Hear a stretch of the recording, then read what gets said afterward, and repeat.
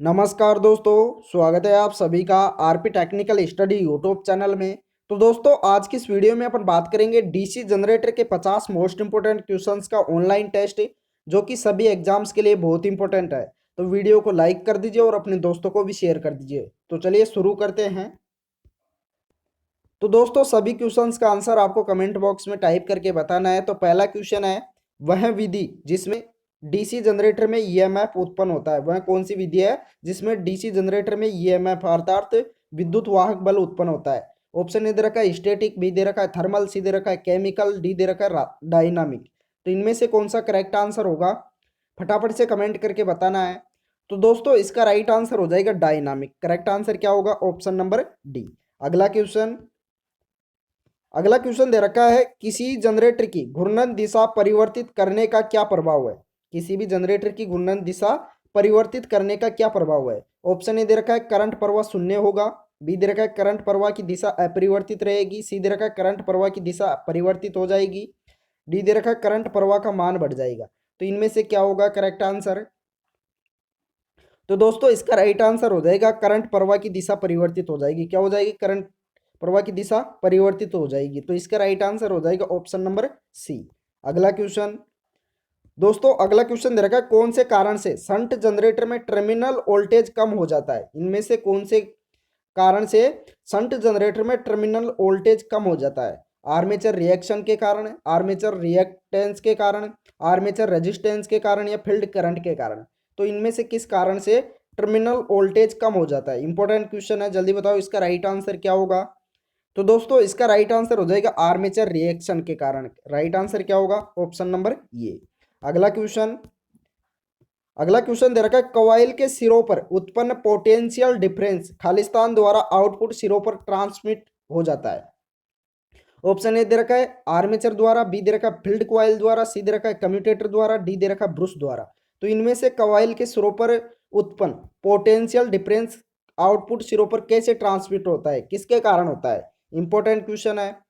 तो दोस्तों, इसका राइट आंसर हो जाएगा ब्रूश के द्वारा। किसके द्वारा आउटपुट सिरों पर ट्रांसमिट हो जाता है? ब्रूश के द्वारा। तो राइट आंसर होगा ऑप्शन नंबर डी। चलो अगला क्वेश्चन दोस्तों, अगला क्वेश्चन दे रखा है, डीसी जनरेटर की वोल्टेज बढ़ाने के लिए विधि है। इनमें से डीसी जनरेटर की वोल्टेज को बढ़ाने के लिए कौन सी विधि है? ऑप्शन ए दे रखा है घूमने की गति बढ़ाना, बी दे रखा है आर्मेचर की लंबाई बढ़ाना, सी दे रखा है घूर्णन गति कम करना, डी दे रखा है करंट बढ़ाना। तो इनमें से वोल्टेज को कैसे बढ़ा सकते हैं? इंपॉर्टेंट क्वेश्चन है, जल्दी बताओ इसका राइट आंसर क्या होगा। तो दोस्तों, इसका राइट आंसर हो जाएगा घूमने की दिशा को बढ़ाकर वोल्टेज को बढ़ाया जा सकता है। राइट आंसर क्या हो जाएगा? Option number A. अगला क्वेश्चन अगला क्वेश्चन दे रखा है, वेल्डिंग जनरेटर में होता है, वेल्डिंग जनरेटर होता है उसमें क्या होता है? Lap winding, wave winding, duplex wave winding, या डेल्टा वाइंडिंग? तो वेल्डिंग जनरेटर होता है उसमें क्या होता है, इनमें से कौन सी वाइंडिंग होती है? इसका राइट आंसर हो जाएगा लैप वाइंडिंग होती है। कौन सी वाइंडिंग होती है? Lap winding. तो राइट आंसर होगा ऑप्शन नंबर ये। अगला क्वेश्चन दोस्तों, अगला क्वेश्चन दे रखा है, रोटर शाफ्ट को सपोर्ट देने के लिए जिस बियरिंग का उपयोग किया जाता है वह कौन सा है? इनमें से कौन सी बियरिंग है जिससे कि रोटर शाफ्ट को सपोर्ट देने के लिए प्रयोग में लिया जाता है? ऑप्शन ए दे रखा है बॉल बियरिंग, बी दे रखा है नीडल बियरिंग, सी दे रखा है बुश बियरिंग, डी दे रखा है इनमें से कोई नहीं। तो कौन सी बियरिंग है? महत्वपूर्ण क्वेश्चन है। तो इसका राइट आंसर हो जाएगा बॉल बियरिंग। करेक्ट आंसर क्या होगा? ऑप्शन नंबर ये। चलिए अगला क्वेश्चन दोस्तों, अगला क्वेश्चन दे रखा है, डीसी जनरेटर की दक्षता होती है, डीसी जनरेटर होता है उसकी दक्षता कितनी होती है? 100%, 10 से 40%, सी दे रखा है 60 से 80%, डी दे रखा है 85 से 95%। तो डीसी जनरेटर की दक्षता कितनी होती है? राइट आंसर क्या होगा? तो दोस्तों, डीसी जनरेटर की दक्षता होती है लगभग 85 से 95% के बीच। कितनी होती है? 85 से 95% के बीच डीसी जनरेटर की इफिशियंसी होती है। तो राइट आंसर हो जाएगा ऑप्शन नंबर डी। चलिए अगले क्वेश्चन का आंसर बताइए क्या होगा। स्पार्किंग रहित कम्यूटेशन प्राप्त करने के लिए क्या करना चाहिए? कंपनसेटिंग वाइंडिंग प्रयोग करना चाहिए, इंटरपोल्स प्रयोग करने चाहिए, कार्बन ब्रश का प्रयोग करना चाहिए, या उपरोक्त सभी? तो स्पार्किंग रहित कम्यूटेशन प्राप्त करने के लिए इनमें से क्या करना चाहिए? तो दोस्तों, कंपनसेटिंग वाइंडिंग प्रयोग करके भी कम्यूटेशन प्राप्त कर सकते, स्पार्किंग रहित कम्यूटेशन प्राप्त कर सकते हैं, इंटरपोल्स का प्रयोग करके भी कर सकते हैं, कार्बन ब्रश का प्रयोग करके भी कर सकते हैं। इसका राइट आंसर हो जाएगा उपरोक्त सभी के द्वारा स्पार्किंग रहित कम्यूटेशन प्राप्त कर सकते हैं। तो राइट आंसर हो जाएगा ऑप्शन नंबर डी। चलिए अगला क्वेश्चन। अगला क्वेश्चन दे रखा है, निम्न में से कौन सा जनित्र बिना अवशिष्ट चुंबकत्व के भी विद्युत वाहक बल पैदा कर सकता है? इनमें से कौन सा जनरेटर है जो कि बिना अवशिष्ट चुंबकत्व के भी ईएमएफ पैदा कर सकता है? क्या कर सकता है? इलेक्ट्रोमोटिव फोर्स पैदा कर सकता है। सीरीज जनित्र, शंट जनित्र, कंपाउंड जनित्र या पृथक उत्तेजित जनित्र? तो कौन सा होगा इनमें से करेक्ट आंसर? तो दोस्तों इसका राइट आंसर हो जाएगा पृथक उत्तेजित जनित्र है, जो कि बिना अवशिष्ट चुंबकत्व के भी ईएमएफ पैदा कर सकता है। राइट आंसर क्या होगा? Option number D. चलिए अगला क्वेश्चन। अगला क्वेश्चन दे रखा है, वोल्टेज उत्पन्न करने के लिए शंट क्षेत्र परिपथ का प्रतिरोध होना चाहिए, कितना होना चाहिए? ऑप्शन ए दे रखा है, क्षेत्र के क्रांतिक प्रतिरोध से अधिक होना चाहिए। बी दे रखा है, यहाँ बी है, क्षेत्र के क्रांतिक प्रतिरोध से कम होना चाहिए। सी दे रखा है, अनंत मान का होना चाहिए, या इनमें से कोई नहीं। तो वोल्टेज उत्पन्न करने के लिए शंट क्षेत्र परिपथ का प्रतिरोध कितना होना चाहिए, कैसा होना चाहिए? इसका राइट आंसर हो जाएगा क्षेत्र के क्रांतिक प्रतिरोध से कम होना चाहिए। क्या होना चाहिए? क्षेत्र के क्रांतिक प्रतिरोध से कम होना चाहिए। तो राइट आंसर होगा option number B. Next question, DC generator के असंतृप्त ध्रुव में आर्मेचर प्रतिक्रिया के प्रभाव को कहते हैं, क्या कहते हैं? डीसी जनरेटर के असंतृप्त ध्रुव में आर्मेचर प्रतिक्रिया के प्रभाव को क्या कहते हैं? चुंबकीय, अचुंबकीय, क्रॉस चुंबकीय, इनमें से कोई नहीं। राइट आंसर क्या होगा? फटाफट से कमेंट करके बताइए इसका राइट आंसर क्या होगा। तो दोस्तों इसका राइट आंसर हो जाएगा क्रॉस चुंबकीय। राइट आंसर क्या होगा? Option number C. Next question, एक डीसी जनरेटर की आर्मेचर वाइंडिंग में सुपर इनेमल्ड कॉपर तार प्रयोग की गई है, परंतु वाइंडिंग तार का प्रतिरोध किस पर निर्भर करता है? यदि डीसी जनरेटर की एक आर्मेचर वाइंडिंग में क्या कर रखा है, सुपर इनेमल्ड कॉपर तार प्रयोग किया गया है, परंतु उस वाइंडिंग तार का प्रतिरोध अर्थात रेजिस्टेंस किस पर निर्भर करेगा? चालक की लंबाई पर, चालक का पदार्थ पर, चालक का अनुप्रस्थ काट क्षेत्रफल पर, या उपरोक्त सभी पर? तो दोस्तों इसका राइट आंसर होगा उपरोक्त सभी पर, अर्थात चालक की लंबाई पर भी करेगा, चालक के पदार्थ पर भी करेगा, वह उसका अनुप्रस्थ काट क्षेत्रफल पर भी करेगा। तो राइट आंसर क्या होगा? Option number D. चलो अगला क्वेश्चन। अगला क्वेश्चन दे रखा है, एक कम्यूटेटर का उपयोग किया जाता है, क्यों किया जाता है कम्यूटेटर का उपयोग? ऑप्शन ए दे रखा है, चालक में उत्पन्न डीसी को बदलकर बाह्य परिपथ को एसी देना।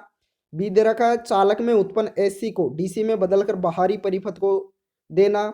सी दे रखा है, आर्मेचर का संयोजन भारी स्थिर परिपथ से जोड़ना। ऑप्शन डी दे रखा बी व सी दोनों। तो इनमें से कम्यूटेटर का उपयोग किसके लिए किया जाता है? इंपॉर्टेंट क्वेश्चन है, जल्दी बताओ इसका राइट आंसर क्या होगा। फटाफट से कमेंट कीजिए। तो दोस्तों एक कम्यूटेटर का उपयोग चालक में उत्पन्न एसी को डीसी में बदलकर बाहरी परिपथ को देना भी होता है, तथा आर्मेचर का संयोजन बाहरी स्थिर परिपथ से जोड़ना भी होता है। तो इसका राइट आंसर हो जाएगा अर्थात बी व सी दोनों ही। क्या होंगे? बी व सी दोनों ही। तो राइट आंसर होगा ऑप्शन नंबर डी। अगला क्वेश्चन। अगला क्वेश्चन दे रखा है, एक डीसी जनरेटर में इंटरपोल की फील्ड क्वाइलें किससे जुड़ी होती है? डीसी जनरेटर होता है उसमें इंटरपोल्स की फील्ड क्वाइलें किससे जुड़ी होती है? भार के श्रेणी में, भार के समानांतर में, आर्मेचर के श्रेणी में, या आर्मेचर के समानांतर में? तो किस में जुड़ी होती है? इसका राइट आंसर हो जाएगा आर्मेचर के श्रेणी में जुड़ी होती है। किसके सीरीज में जुड़े होते हैं? आर्मेचर की सीरीज में जुड़ी होती है। तो इसका राइट आंसर हो जाएगा ऑप्शन नंबर सी। दोस्तों अगला क्वेश्चन दे रखा है, एक स्व उत्तेजित डीसी जनरेटर में वोल्टेज बनाने के लिए आवश्यक है, इनमें से एक स्व उत्तेजित डीसी जनरेटर में वोल्टेज बनाने के लिए क्या आवश्यक है? ऑप्शन ए दे रखा फील्ड करंट व घूमने की दिशा में सही संबंध होना चाहिए। बी दे रखा फील्ड परिपथ प्रतिरोध क्रांतिक प्रतिरोध से कम होना चाहिए। सी दे रखा फील्ड क्रोड में अवशिष्ट चुंबकत्व होना चाहिए।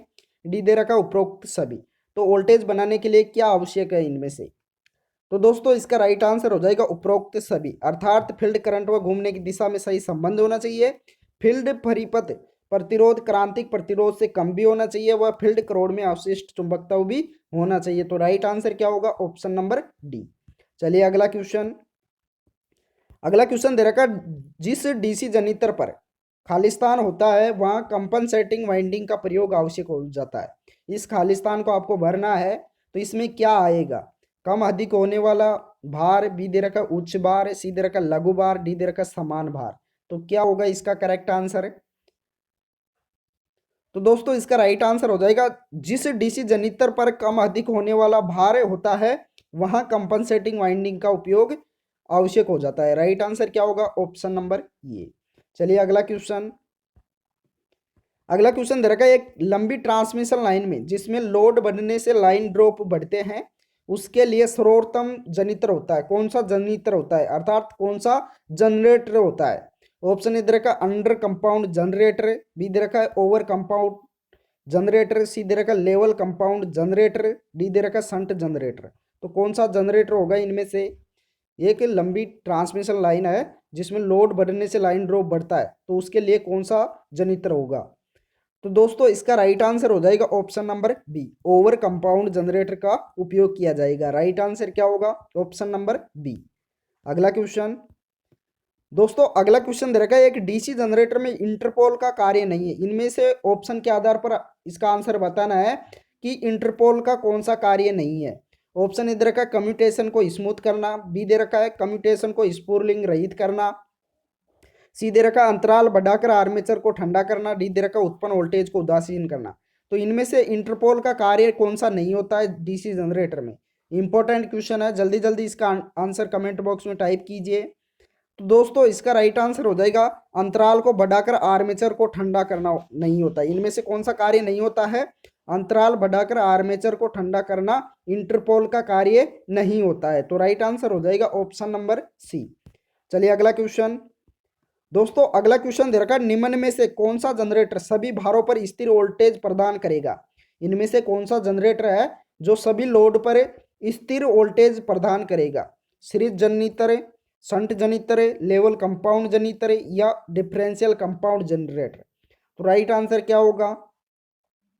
तो दोस्तों इसका राइट आंसर हो जाएगा लेवल कंपाउंड जनरेटर। ऐसा जनरेटर है जो कि सभी लोड पर स्थिर वोल्टेज प्रदान करेगा। राइट आंसर क्या होगा? Option number C. Next question. जब एक डीसी श्रेणी जनित्र लंबी संचरण लाइन के साथ श्रेणी में जोड़ा जाता है, किस में जोड़ा जाता है? सीरीज में जोड़ा जाता है, तो यह क्या कहलाता है? ऑप्शन दे रखा बूस्टर, बी दे रखा है ट्रांसमीटर, सी दे रखा है शंट जनित्र, डी दे रखा प्रवर्धक। तो इनमें से जब डीसी श्रेणी जनित्र को लंबी संचरण लाइन के साथ श्रेणी में जोड़ा जाता है तो यह क्या कहलाता है? तो दोस्तों इसका राइट आंसर हो जाएगा बूस्टर कहलाता है। राइट आंसर क्या होगा? बूस्टर कहलाता है। करेक्ट आंसर हो जाएगा ऑप्शन नंबर ये। अगला क्वेश्चन।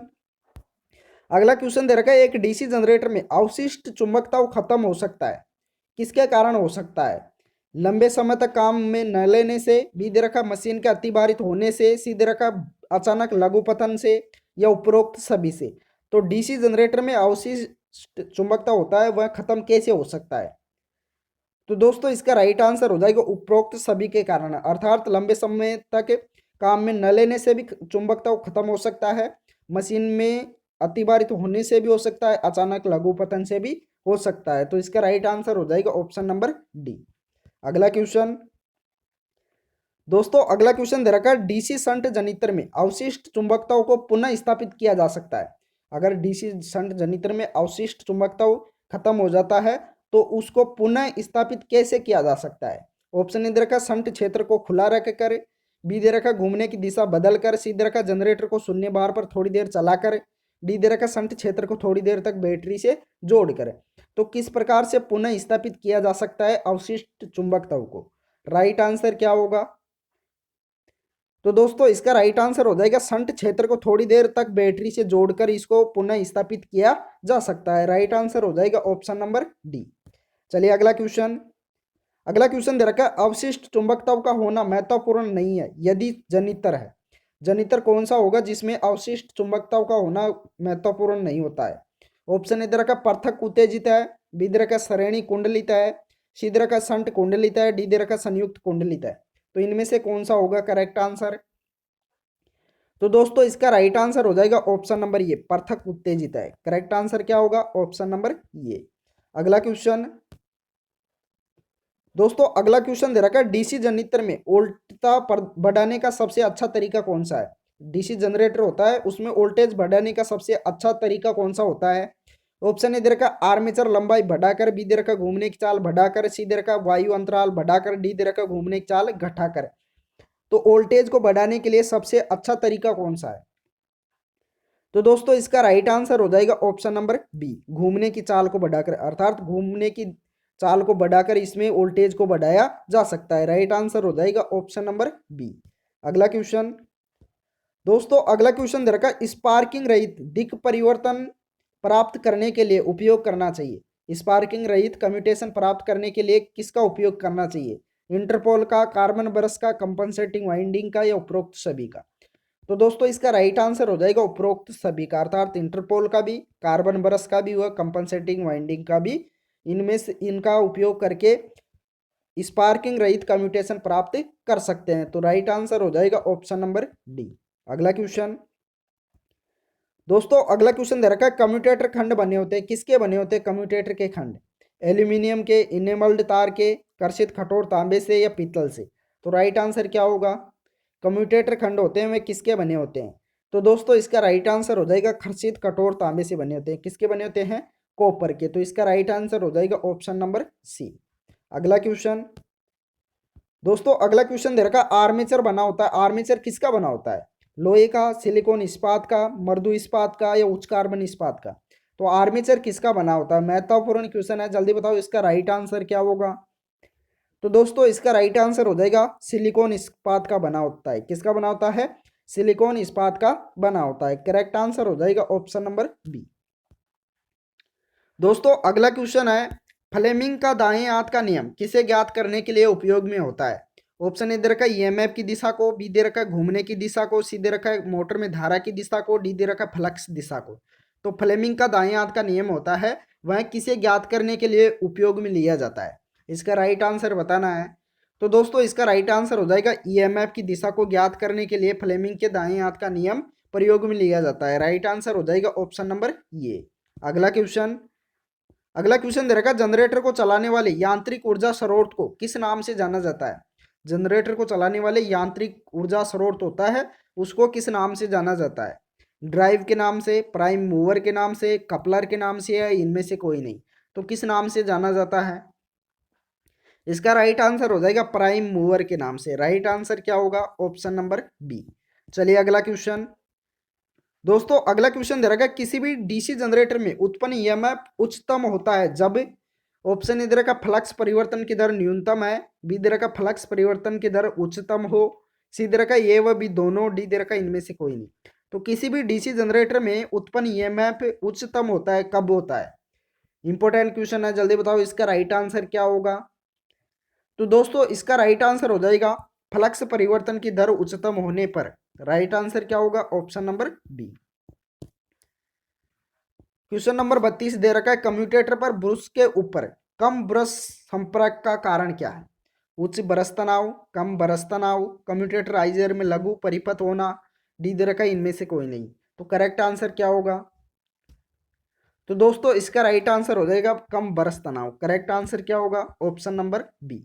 नेक्स्ट क्वेश्चन दोस्तों, नेक्स्ट क्वेश्चन है आर्मेचर कुंडलन के सिरे कम्यूटेटर पर सोल्डर किए जाते हैं ब्रश के साथ, सीधे सेगमेंट से, राइजर पर, या सेगमेंट के आंतरिक भाग में? तो आर्मेचर कुंडलन के सिरे कम्यूटेटर पर सोल्डर किए जाते हैं। कहाँ किए जाते हैं? इसका राइट आंसर हो जाएगा राइजर पर। करेक्ट आंसर क्या होगा? Option number C. अगला क्वेश्चन दे रखा है आर्मेचर करोड़ को पटलित किया जाता है किसे कम करने के लिए? आर्मेचर करोड़ होती है उसको लेमिनेटेड किया जाता है किसे कम करने के लिए किया जाता है? एडी करंट लॉस को, हिस्टेरेसिस लॉस को, भार को, या इनमें से कोई नहीं? तो किसे कम करने के लिए लेमिनेटेड किया जाता है अर्थात पटलित किया जाता है? तो इसका राइट आंसर हो जाएगा एडी करंट लॉस को कम करने के लिए। राइट आंसर हो जाएगा ऑप्शन नंबर ये। अगला क्वेश्चन दे रखा है डीसी जनरेटर में पोल सूज का उद्देश्य क्या होता है? डीसी जनरेटर होता है जनित्र होता है, उसमें पोल सूज का उद्देश्य क्या होता है? फील्ड कॉइल्स को सहारा देना, एयर गैप में फ्लक्स को समान रूप से फैलाना, ये वह भी दोनों, या संयोजन को यांत्रिक ताकत प्रदान करना? तो इनमें से डीसी जनरेटर में जो पोल सूज होते हैं उनका उद्देश्य क्या होता है? महत्वपूर्ण क्वेश्चन है, जल्दी बताओ इसका राइट आंसर क्या होगा? तो दोस्तों इसका राइट आंसर हो जाएगा फील्ड कॉइल्स को सहारा देना भी होता है तथा एयर गैप में फ्लक्स को समान रूप से फैलाना भी होता है। तो इसका राइट आंसर हो जाएगा option number C. Next question, Khalistan को प्रति पोल आर्मेचर स्लॉट की संख्या के रूप में परिभाषित किया जाता है। इसको भरना है, को प्रति पोल आर्मेचर स्लॉट की संख्या के रूप में परिभाषित किया जाता है। पोल पिच को, फ्रंट पिच को, बैक पिच को या कॉइल पिच को? राइट आंसर क्या होगा? तो दोस्तों पोल पिच को प्रति पोल आर्मेचर स्लॉट की संख्या के रूप में परिभाषित किया जाता है। राइट आंसर क्या होगा? ऑप्शन नंबर ये। अगला क्वेश्चन, वेव वाइंडिंग में समांतर पथों की संख्या होती है। वेव वाइंडिंग होती है, उसमें समांतर पथों की संख्या बतानी है। तो कितनी होती है? 2 होती है, 4 होती है, 5 होती है या 3 होती है? बताओ क्या होगी? इसका राइट आंसर हो जाएगा 2 होती है। वेव वाइंडिंग में समांतर पथों की संख्या कितनी होती है? 2। तो राइट आंसर हो जाएगा ऑप्शन नंबर ये। नेक्स्ट क्वेश्चन, दोस्तों अगला क्वेश्चन दे रखा है, अगर किसी डीसी मशीन का घूमने वाला भाग क्या कहलाता है? किसी भी डीसी मशीन का भाग होता है घूमने वाला, वह क्या कहलाता है? आर्मेचर, स्टेटर, क्षेत्र या रोटर? तो इनमें से क्या कहलाता है? काफी महत्वपूर्ण क्वेश्चन है। तो दोस्तों इसका राइट आंसर हो जाएगा आर्मेचर कहलाता है। किसी भी डीसी मशीन का घूमने वाला भाग हमेशा क्या कहलाता है? आर्मेचर। तो राइट आंसर हो जाएगा ऑप्शन नंबर ये। अगला क्वेश्चन दे रखा है, अधिकांश डीसी मशीनों में वेंटिलेशन डक्ट्स होती है, कैसी होती है, किस प्रकार से लगी होती है? रेडियल, लंबवत, रेडियल एवं साथ साथ लंबवत या समानांतर? तो राइट आंसर क्या होगा? वेंटिलेशन डक्ट्स कैसे लगी होती है? तो दोस्तों इसका राइट आंसर हो जाएगा रेडियल एवं साथ साथ लंबवत भी होती है। राइट आंसर क्या होगा? Option number C. अगला क्वेश्चन दे रखा है, किसी डीसी जनरेटर में उत्पन्न ईएमएफ खालिस्तान से प्रेरित ईएमएफ होता है। किससे प्रेरित ईएमएफ होता है? स्थिर रूप से, गतिमान रूप से, चुंबकीय रूप से या विद्युत चुंबकीय रूप से? तो किस प्रकार से प्रेरित ईएमएफ होता है? इसका राइट आंसर हो जाएगा गतिमान रूप से। करेक्ट आंसर क्या होगा? Option number B. अगला क्वेश्चन, दोस्तों अगला क्वेश्चन दे रखा है, किसी डीसी जनरेटर के आर्मेचर वाइंडिंग में एक ईएमएफ प्रवाहित किया जाता है जब यह खालिस्तान में घूमता है। ऑप्शन ए दे रखा है सिंक्रोनस गति में घूमता है, बी दे रखा चुंबकीय क्षेत्र में घूमता है, सी दे रखा इलेक्ट्रोस्टैटिक क्षेत्र में घूमता है, डी दे रखा फ्लक्स में घूमता है। तो किस में घूमता है? तो दोस्तों इसका राइट आंसर हो जाएगा चुंबकीय क्षेत्र में घूमता है। किसी डीसी जनरेटर के आर्मेचर वाइंडिंग में एक ईएमएफ प्रवाहित किया जाता है तो यह चुंबकीय क्षेत्र में घूमता है। करेक्ट आंसर क्या होगा? Option number B. अगला क्वेश्चन दे रखा है, किसी डीसी मशीन के आर्मेचर में करंट प्रवाह की प्रकृति क्या होती है? किसी भी डीसी मशीन में आर्मेचर में करंट प्रवाह की प्रकृति कैसी होती है? डीसी होती है, एसी होती है, पल्सेटिंग होती है, आरादंती होती है? तो किस प्रकार की होती है? इसका राइट आंसर हो जाएगा अल्टरनेटिंग करंट होती है, अर्थात एसी होती है। कैसी होती है? एसी। अगला क्वेश्चन, अगला क्वेश्चन दे रखा है, किसी डीसी जनरेटर में आर्मेचर से करंट खालिस्तान के जरिए प्राप्त होता है। डीसी जनरेटर में आर्मेचर से करंट किस प्रकार से प्राप्त होता है? वाइंडिंग से, कम्यूटेटर और ब्रशेज से, या स्थिर कनेक्शनों से, या स्लिप रिंग और ब्रश से? तो किससे प्राप्त होता है, किसके जरिए प्राप्त होता है? तो दोस्तों इसका राइट आंसर हो जाएगा कम्यूटेटर और ब्रशेज से प्राप्त होता है। राइट आंसर क्या होगा? Option number B. अगला क्वेश्चन दे रखा, वेल्डिंग जनरेटर में क्या होगा? लैप वाइंडिंग, वेव वाइंडिंग, ये या बी, या वे कनेक्टेड वाइंडिंग? तो वेल्डिंग जनरेटर होता है, उसमें क्या होता है, कौन सी वाइंडिंग होती है? तो दोस्तों वेल्डिंग जनरेटर होता है, उसमें होती है लैप वाइंडिंग। कौन सी वाइंडिंग होती है? Lap winding. तो राइट आंसर हो जाएगा ऑप्शन नंबर ये। अगला क्वेश्चन दे रखा है, निम्न में से क्या डीसी शंट जनरेटर का एप्लीकेशन है? इनमें से डीसी शंट जनरेटर का एप्लीकेशन को बताना है। तो ऑप्शन ए दे रखा वेल्डिंग, बी दे रखा बूस्टर, सी दे रखा इलेक्ट्रोप्लेटिंग, डी दे रखा ट्रैक्शन। तो इनमें से शंट जनरेटर का एप्लीकेशन कौन सा है? इसका राइट आंसर हो जाएगा इलेक्ट्रोप्लेटिंग। करेक्ट आंसर क्या होगा? Option number C. अगला क्वेश्चन दे रखा, डीसी मशीन में गति को किसके द्वारा मापा जा सकता है? गति होती है डीसी मशीन की, उसको किसके द्वारा मापा जा सकता है? एनीमोमीटर द्वारा, टैकोमीटर द्वारा, वोल्टमीटर द्वारा या एमीटर द्वारा? तो किसके द्वारा मापा जा सकता है? इसका राइट आंसर हो जाएगा टैकोमीटर द्वारा। करेक्ट आंसर क्या होगा? Option number B. अगला क्वेश्चन, अगला क्वेश्चन दे रखा, फ्लेमिंग का दाएं हाथ का नियम बिजली के एक जनरेटर में क्या पता लगाने के लिए लागू किया जा सकता है? रोटर घूर्णन की दिशा, प्रेरित ईएमएफ की ध्रुवीयता, प्रेरित ईएमएफ की दिशा या चुंबकीय क्षेत्र की दिशा। तो फ्लेमिंग के दाएं हाथ का नियम किसके लिए लागू किया जा सकता है? राइट आंसर हो जाएगा प्रेरित ईएमएफ की दिशा को ज्ञात करने के लिए। करेक्ट आंसर क्या होगा? Option number C. चलिए अगला क्वेश्चन। दोस्तों अगला क्वेश्चन दे रखा है, एक डीसी मशीन में आर्मेचर कॉपर हानियां कुल पूर्ण भार हानियों की लगभग कितनी होती है? ऑप्शन ए दे रखा है 10%, बी दे रखा है 15%, सी दे रखा है 20 से 23%, डी दे रखा है 30 से 40%। तो एक डीसी मशीन में आर्मेचर कॉपर हानियां कुल पूर्ण भार हानियों की लगभग कितनी होती है? तो इसका राइट आंसर हो जाएगा 30 से 40% होती है। करेक्ट आंसर क्या होगा? Option number D. अगला क्वेश्चन। दोस्तों अगला क्वेश्चन दे रखा है, डीसी जनरेटर का आर्मेचर किस लिए लेमिनेटेड किया जाता है? पटलित क्यों किया जाता है?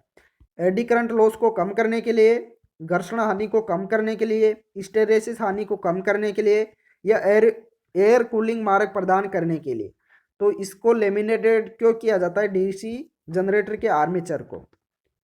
तो इसका राइट आंसर हो जाएगा एडी करंट लॉस को कम करने के लिए। राइट आंसर क्या होगा? ऑप्शन नंबर ये। अगला क्वेश्चन। अगला क्वेश्चन दे रखा है, डीसी जनरेटर के कम्यूटेटर की सफाई करने के लिए निम्नलिखित में से कौन सा तरल पदार्थ प्रयुक्त किया जाता है?